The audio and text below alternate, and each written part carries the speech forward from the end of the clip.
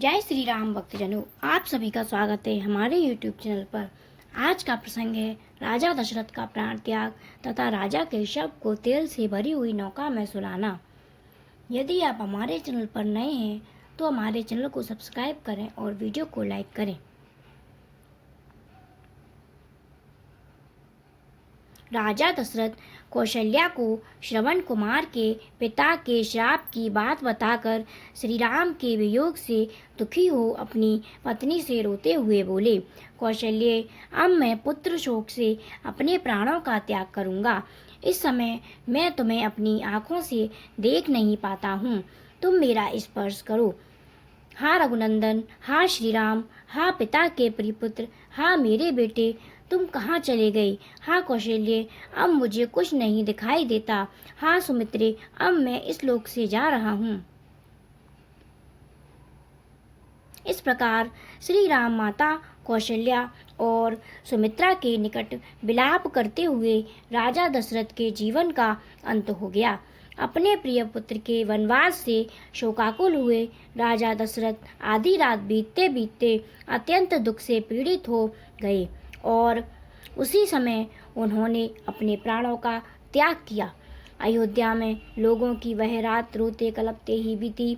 दुख के कारण वह रात सबको बड़ी लंबी प्रतीत हुई थी।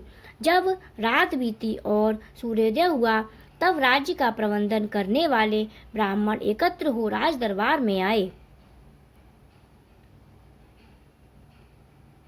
वे बोले, पुत्र शोक से महाराज के स्वर्गवासी होने के कारण यह रात बड़े दुख से बीती है, जो हमारे लिए 100 वर्षों के समान प्रतीत हुई। महाराज दशरथ स्वर्ग से धारे वहां पधारे हुए लोगों ने किसी भी पुत्र के बिना राजा का दाह संस्कार होना उचित नहीं समझा। यह सोचकर उन सब ने उनके शव को तेल की नौका में सुरक्षित रख दिया।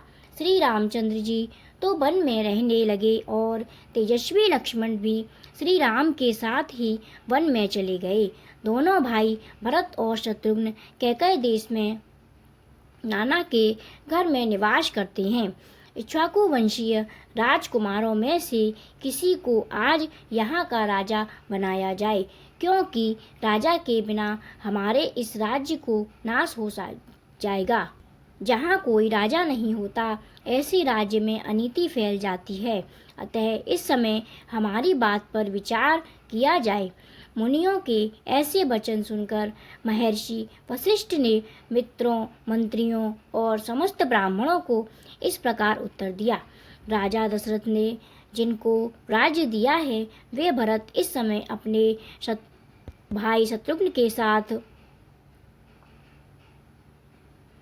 मामा के यहाँ बड़े सुख और प्रसन्नता के साथ निवास करते हैं। उन दोनों वीर बंधुओं को बुलाने के लिए शीघ्र ही तेज चलने वाले दूत घोड़ों पर सवार होकर यहाँ से जाएं। इसके सिवा हम लोगों और क्या कर सकते हैं? इस पर सबने वशिष्ठ जी से कहा, दूत अवश्य भेजे जाएं।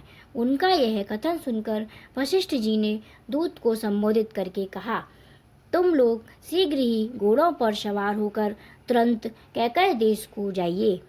शोक का भाव प्रकट न करते हुए मेरी आज्ञा के अनुसार भरत से इस प्रकार कहो, कुमार, पुरोहित जी तथा समस्त मंत्रियों ने आपसे कुशल मंगल कहा है।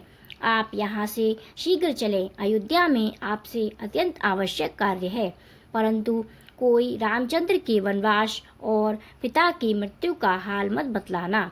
कैकय राज तथा भरत की भेंट देने के लिए रेशमी वस्त्र और उत्तम आभूषण लेकर तुम लोग यहाँ से शीघ्र चल दो।